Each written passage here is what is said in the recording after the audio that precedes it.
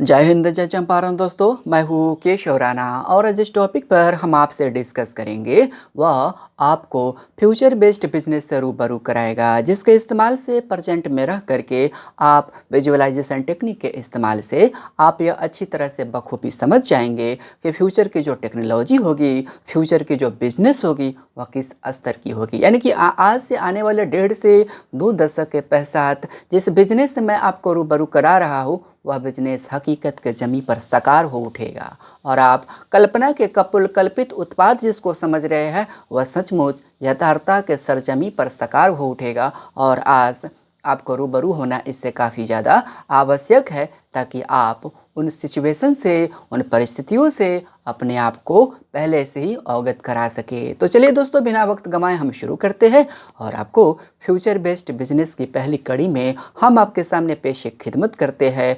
पहला बिजनेस जो होगा दोस्तों वह होगा एआई का। एआई बोले तो आर्टिफिशियल इंटेलिजेंस, यानी कि आर्टिफिशियल इंटेलिजेंस एक ऐसी टेक्नोलॉजी है जिसको अगर हिंदी में हम बोले तो हम कह सकते हैं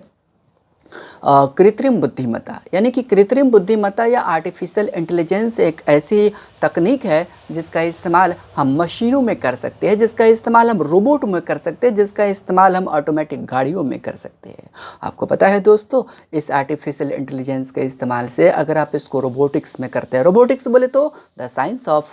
रोबोट, यानी कि हम रोबोट का स्टडी जिसके अंतर्गत करते हैं वह रोबोटिक्स के नाम से जाना जाता है। यानी कि अगर आप रोबोट का अध्ययन करते हैं तो रोबोट में भी आर्टिफिशियल इंटेलिजेंस का बड़े पैमाने पर इस्तेमाल किया जाता है। अब इस रोबोट का क्या काम है दोस्तों, तो जितना भी जो खतरे वाले काम होते हैं, जैसे कि अगर बम स्क्वाड का जो काम है, किसी बम को डिफ्यूज करना है, या फिर अगर आप रोबोट का इस्तेमाल युद्ध के मैदान में सोल्जियर के जगह पर करना चाहते हैं तो आप इसका इस्तेमाल बड़े पैमाने पर कर सकते हैं और इसके लिए आर्टिफिशियल इंटेलिजेंस का आप इस्तेमाल कर सकते हैं। या फिर इसकी जगह पर इसके दूसरी उपशाखा की बात करें आर्टिफिशियल इंटेलिजेंस की, तो दूसरी उपशाखा के अंतर्गत आती है ऑटोनोमस व्हीकल, यानी कि सेल्फ ड्राइविंग व्हीकल, यानी कि खुद से चलने वाला खुद से चलने वाला व्हीकल। यानी कि इसको चलाने के लिए आपको किसी भी तरह का ड्राइवर की ज़रूरत नहीं पड़ेगी और खुद ही यह सेंसर, रडार और मॉडर्न इक्विपमेंट से इक्विप्ड होने के कारण खुद ही अपने गंतव्य स्थल पर पहुंचेगा। तो दोस्तों, है ना कमाल की ये बात। तो दोस्तों, आपको पता है कि ये जो टेक्नोलॉजी है, इस टेक्नोलॉजी के माध्यम से फ्यूचर की जो टेक्नोलॉजी होगी, अब सैनिकों को, मरने वाले सैनिकों की जो तादाद है वह काफ़ी ज़्यादा नहीं होगी, क्योंकि अब आर्टिफिशियल इंटेलिजेंस का इस्तेमाल करके रोबोटिक्स की मदद से आप ऐसे सोल्जर की एक ब्रिगेड तैयार कर सकते हैं जो युद्ध के मैदान में बिना खून बहाए जंग का बाजी पलट सकता है। चलिए दोस्तों, अब हम बात करते हैं इस कड़ी में अपने दूसरे फ्यूचर बेस्ड बिजनेस की, और उसका नाम है वर्चुअल रियलिटी। वर्चुअल रियलिटी का मतलब हो गया आभासी वास्तविकता, यानी कि एक ऐसी दुनिया जो सचमुच है ही नहीं, लेकिन जब आप इस इक्विपमेंट का इस्तेमाल अपनी आंखों पर करेंगे तब आपको एक ऐसा इल्यूजन महसूस होगा, एक ऐसा इल्यूजन फील होगा, आपको लगेगा कि आप जिसको अवास्तविकता समझ रहे हैं सचमुच वही वास्तविकता है। दोस्तों, इसका जो इस्तेमाल होता है बड़े पैमाने पर एंटरटेनमेंट में होता है। इसका बड़े पैमाने पर जो विकसित राष्ट्र है वह मनोरंजन की दुनिया, एंटरटेनमेंट के अलावा इसका इस्तेमाल बड़े पैमाने पर गेमिंग की दुनिया में किया जा रहा है। इसका इस्तेमाल सैनिकों को ट्रेंड करने में इसका इस्तेमाल किया जा रहा है। इसका इस्तेमाल डॉक्टरों के माध्यम से जो उनका जो कॉम्प्लेक्स प्रॉब्लम होता है, जो लैब में करते हैं, जिसको ये समझ नहीं पाते हैं, जैसे कि प्रोटीन के स्ट्रक्चर्स को समझना जो काफ़ी ज़्यादा कॉम्प्लिकेटेड होता है, यानी कि प्रोटीन का जो मोलिक्यूल्स होता है उसके स्ट्रक्चर को समझना वैज्ञानिकों के लिए काफ़ी ज़्यादा टफ काम है, और उसको समझने के लिए वे लोग वर्चुअल रियलिटी का इस्तेमाल करते हैं। या जो बड़े बड़े जो सर्जन होते हैं, सर्जन अपने काम को आसान करने के लिए वर्चुअल रियलिटी इक्विपमेंट का इस्तेमाल करते हैं। तो आने वाला जो टेक्नोलॉजी है दोस्तों, वह वर्चुअल रियलिटी का जो बाज़ार है वह उसका काफ़ी ज़्यादा विस्तृत बाज़ार को काफ़ी ज़्यादा व्यापक स्तर पर इन्हेंस करेगा, यानी कि उसको बढ़ावा देगा। तो चलिए दोस्तों, इस कड़ी में हम बात करते हैं अपने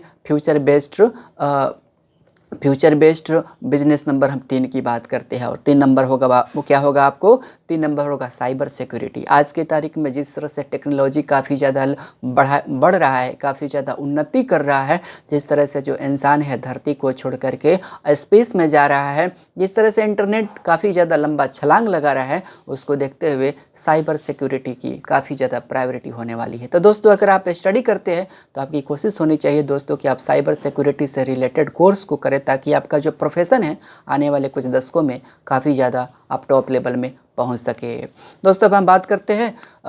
फ्यूचर बेस्ड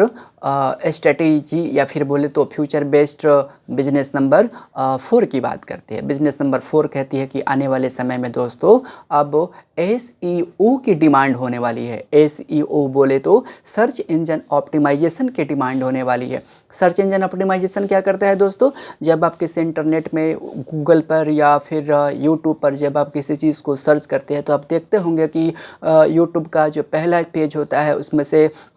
बहुत सारे साइट होते हैं जो पहले ही बार में खुलता है। वैसे तो लाखों लाख अपने अपने चैनल को बनाकर बैठे हुए हैं, लाखों लाखों दुनिया में वेबसाइट है, लेकिन सारा वेबसाइट यूट्यूब या फिर गूगल के टॉप पेज पर, होम पेज पर नहीं खुल पाता है। और होम पेज पर खुलने के लिए सर्च इंजन ऑप्टिमाइजेशन का बड़े पैमाने पर इस्तेमाल होता है। तो दोस्तों, अगर आप बिजनेस में नंबर 1 बनना चाहते हैं तो इसके लिए आपको सर्च इंजन ऑप्टिमाइजेशन का सहारा लेना पड़ेगा। और आने वाले पल में जो टेक्नोलॉजी होगी, जो मांग या जो डिमांड होगी, वह सर्च इंजन ऑप्टिमाइजेशन की बड़े पैमाने पर होगी। तो दोस्तों, इसके लिए आपको फोकस करना पड़ेगा और इसको फोकस रखते हुए इसी के पढ़ाई, इसी का आपको स्टडी करना पड़ेगा, ताकि आपको जॉब ढूंढने में या अपने आप को स्टेबल करने में मुश्किलात का सामना नहीं करना पड़े। तो दोस्तों, अब हम आगे बढ़ते हैं, आगे बात करते हैं future based business business number 5 की बात करते हैं। और फ्यूचर बेस्ड बिजनेस नंबर 5 कहती है दोस्तों, आने वाले पल में जो बिजनेस होगा, अब जो कार होगी जो आज डीजल और पेट्रोल से चलती है, लेकिन आने वाले जो फ्यूचर की जो कार होगी वह इलेक्ट्रिसिटी मोड पर चलेगी। यानी कि इलेक्ट्रिसिटी कार प्रोडक्शन की ज़्यादा मांग होगी। यानी कि वैसी कंपनियां जो काफ़ी ज़्यादा बड़े स्तर पर इलेक्ट्रिसिटी से चलने वाली कार का प्रोडक्शन करेगी, वह काफ़ी ज़्यादा बूमिंग स्टेज में होगी। बात करते हैं दोस्तों अब फ्यूचर बेस्ड बिजनेस नंबर 6 की बात करते हैं। यानी कि जाहिर सी बात है, जब कार आएगी इलेक्ट्रिसिटी से चलने वाली, तो उस इलेक्ट्रिसिटी से चलने वाली कार को चलाने के लिए कार चार्जिंग स्टेशन भी चाहिए। यानी कि कार चार्जिंग, अब पेट्रोल पंप जो पेट्रोल पंप की ज़्यादा डिमांड है आने वाले समय में, वो पेट्रोल पंप या जो CNG गैस वगैरह का जो पंप है वे सारे के सारे बंद हो जाएंगे। और उसके जगह पर जब अब आएंगे क्या, तो कार चार्जिंग स्टेशन आएंगे। क्योंकि इलेक्ट्रिसिटी से चलने वाली कार को चलाने के लिए जाहिर सी बात है कार चार्जिंग स्टेशन की ज़रूरत पड़ेगी और वह काफ़ी ज़्यादा बूमिंग स्टेज में होगा। तो दोस्तों, जब हम बात करते हैं अगली फ्यूचर बेस्ड बिजनेस की, और वह कहती है क्या कि आने वाला जो पल आएगा उसमें डिमांड रहेगी किसका, तो वर्टिकल फार्मिंग की काफ़ी ज़्यादा डिमांड होगी। क्योंकि जैसे जैसे टेक्नोलॉजी बढ़ता जाएगा वैसे वैसे पॉपुलेशन एक्सप्लोजन भी होता जाएगा, वैसे वैसे जनसंख्या विस्फोट भी होता जाएगा। ज़मीन उतने ही अनुपात में रहेंगे, लेकिन जाहिर सी बात है पॉपुलेशन एक्सप्लोजन के कारण, जनसंख्या विस्फोट के कारण पैदावार जो है वह, उस पैदावार से लोगों का काम नहीं चल पाएगा। यानी कि लोगों को जो भूख होगी, जो बुभुक्षा होगी, उसको तृप्त करने के लिए आपको वर्टिकल फार्मिंग का सहारा लेना पड़ेगा। वर्टिकल फार्मिंग एक ऐसी टेक्नोलॉजी है जिसको किसी भी चीज़ को प्रोडक्शन करने के लिए आपको मिट्टी की ज़रूरत नहीं पड़ती है। उसके लिए आप उस पौधे के नीचे आप पानी की एक टंकी लगा देते हैं, उसको पाइप से कनेक्ट कर देते हैं और उस टंकी के ऊपर आप अपने पौधों को गमलों में रख देते हैं, छोटे छोटे पॉट में डाल देते हैं। और पानी का जो सर्कुलेशन होता है वह नीचे से चल करके उस गमले में जाता है और उस पानी में आप पोषक तत्व मिला देते हैं जो उस पौधों की ज़रूरत रहती है। आमतौर पर इसकी खेती खाड़ी देशों में किया जाता है और इजराइल जैसे देश में भी बड़े पैमाने पर इसका इस्तेमाल किया जाता है। तो आने वाली जो टेक्नोलॉजी है वह जिसकी मांग होगी वह वर्टिकल फार्मिंग की होगी। दोस्तों, आगे बढ़ते हैं। दोस्तों, आगे बात करें तो बात करते हैं हम future based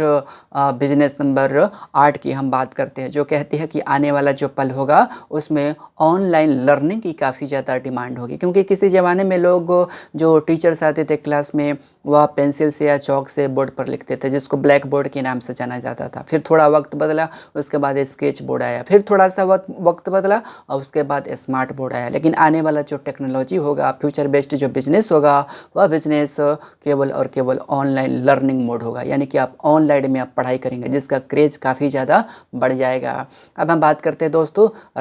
future based business number 9 की बात करते हैं। वो कहता है क्या कि अब आने वाली जो टेक्नोलॉजी होगी, आने वाला जो बिजनेस होगा वह 3D मोड पर आधारित बिजनेस होगा, यानी कि 3D प्रिंटिंग जिसको कहते हैं वह एक ऐसी प्रिंटिंग है जिस प्रिंटिंग के इस्तेमाल से आप किसी भी चीज़ का एक 3 डायमेंशनल तस्वीर तैयार करते हैं और उस तस्वीर को तैयार करने के लिए भिन्न भिन्न लेयर को स्कैनिंग करता है खास मशीन, और स्कैनिंग किए गए डिफरेंट वेरियस लेयर्स को जोड़ करके एक 3 डायमेंशनल तस्वीर बनाता है। और इसके इस्तेमाल से आप मानवीय अंगों को आप मानव का जो ह्यूमन जो लिम्ब है आप उसको जनरेट कर सकते हैं, यानी कि मानव के मानवीय अंग का आप उसका प्रोडक्शन कर सकते हैं 3D प्रिंटिंग के इस्तेमाल से। और आने वाले पल में यह भी इसका काफ़ी ज़्यादा डिमांड रहेगा। दोस्तों हम आगे बढ़ते हैं और आगे बात करते हैं फ्यूचर बेस्ड बिजनेस नंबर 10 की बात करते हैं, जो कहती है क्या कि आने वाला जो पल होगा उसके जो बिजनेस होगी उसमें लैब ग्रोन मीट की काफ़ी ज़्यादा डिमांड होगी, यानी कि जो मीट होगी अब मीट के लिए, यानी कि जो मांस जो हम खाते हैं उसके लिए हमको किसी जानवर को जान से मारने की ज़रूरत नहीं पड़ेगी, उसके लिए अब लेबोरेटरी में उसको तैयार किया जाएगा। इस पर काम चल रहा है काफ़ी बड़े स्तर पर। जो बड़े बड़े जो विकसित राष्ट्र काफ़ी अपने काम को आगे बढ़ा चुके हैं और आने वाले कुछ अर्ध दशक में आपको इसका नज़ारा देखने को मिलेगा और जो बिज़नेस होगा इसका काफ़ी ज़्यादा बूमिंग स्टेज में होगा, क्योंकि अब प्रयोगशाला में मीट का प्रोडक्शन किया जाएगा और जिस तरह साग सब्जी हम बाज़ार में ख़रीदते हैं उसी तरह से आप उसके जायका का आनंद, मीट का जो जायका का जो रहता है आप उसका आनंद ले सकते हैं। दोस्तों अब हम बात करते हैं फ्यूचर बेस्ड बिजनेस नंबर 11 की बात करते हैं, यानी कि जैसे जैसे इंसान का जो सैटेलाइट है जो मंगल ग्रह पर, शनि ग्रह पर पहुंचते जाएगा वहां पर एक नया बिजनेस स्कोप खुलेगा और जो बिजनेस आएगा वो होगा स्पेस होटल का, यानी कि अंतरिक्ष में होटल बनाया जाएगा। अंतरिक्ष में जाहिर सी बात है होटल बनेगा तो जाहिर सी बात है कि स्पेस टूरिज्म का, यानी कि अंतरिक्ष में पर्यटन की काफ़ी ज़्यादा मांग बढ़ेगी और इस तरह से वह जो बिज़नेस होगा फ्यूचर में, यानी कि 1.5 से 2 दशक लगेंगे उस बिज़नेस को आने में और हकीकत के सरजमी पर उतरने पर, लेकिन जब वह आएगा तो वह काफ़ी ज़्यादा उसका काफ़ी ज़्यादा क्रेज होगा, काफ़ी ज़्यादा डिमांड होगा। दोस्तों अब हम आगे बात करते हैं कि जाहिर सी बात है जब स्पेस में होटल बनेंगे, जब स्पेस टूरिज्म की मांग बढ़ेगी तो जाहिर सी बात है उसके लिए टूर गाइड की ज़रूरत पड़ेगी और उसके लिए भी आप वहाँ पर आप उस बिज़नेस को शुरू कर सकते हैं। यानी कि बोले तो स्पेस टूर गाइड या फिर लूनर टूर गाइड, यानी कि चांद पर भी तो अगर प्लेन पहुंचेंगे तो जाहिर सी बात है वहाँ भी आपको इस तरह के गाइड की ज़रूरत पड़ेगी और काफ़ी ज़्यादा इसका क्रेज़ रहेगा फ्यूचर में। और चलते चलते लास्ट